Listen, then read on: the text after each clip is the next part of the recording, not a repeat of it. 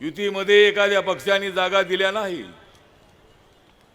आता आपण पाहिलंय की बीजेपी, शिवसेना आणि राष्ट्रवादी काँग्रेस सत्तेमध्ये एकत्र आहेत,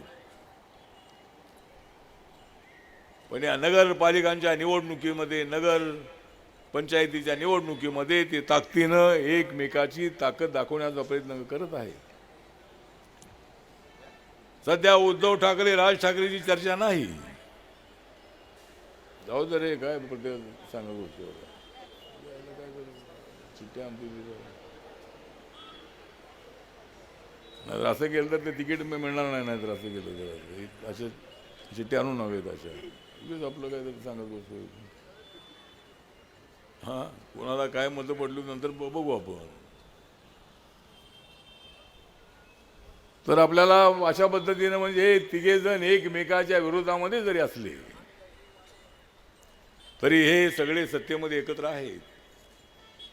आपल्या कार्यकर्त्यांना निवडून आणण्यासाठी त्यांनी कंबर कसलेली आहे,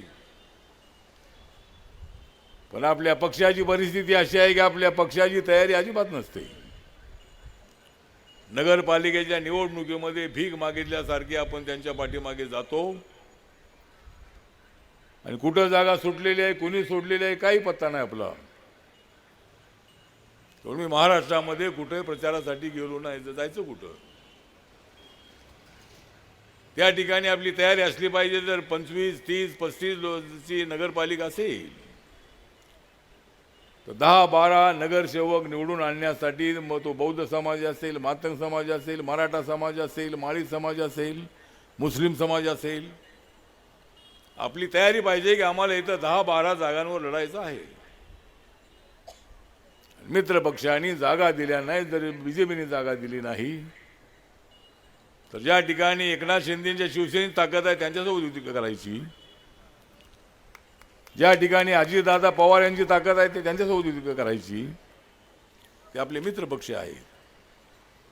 आणि मी जर कार्यकर्त्यांना सांगितलेलं आहे की आपली युती जी आहे ती आपली युती महायुतीमध्ये असणाऱ्या पक्षांसोबतच झाली पाहिजे। आपली युती काँग्रेस, शरद पवार साहेबांची राष्ट्रवादी किंवा काँग्रेस पक्ष यांच्यासोबत अजिबात करायची नाही।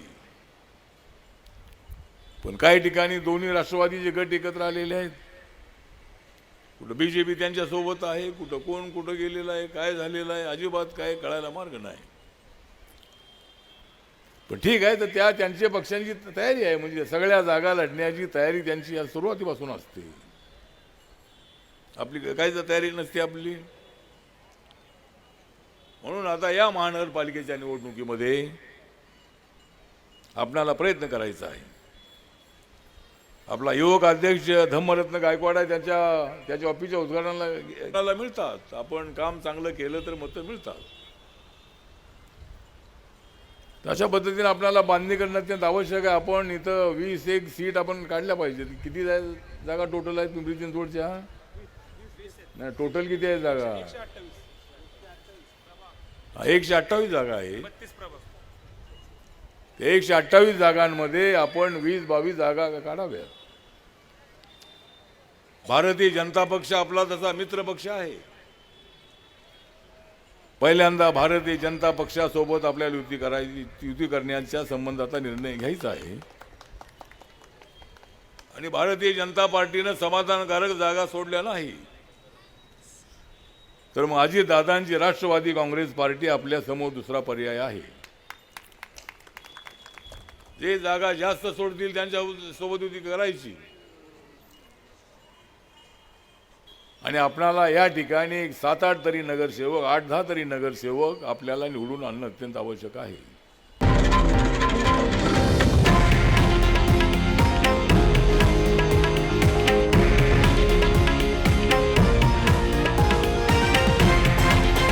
हे आहे देशातील नंबर 1 न्यूज नेटवर्क आणि आपण पाहत आहात TV9 मराठी, एकमेव।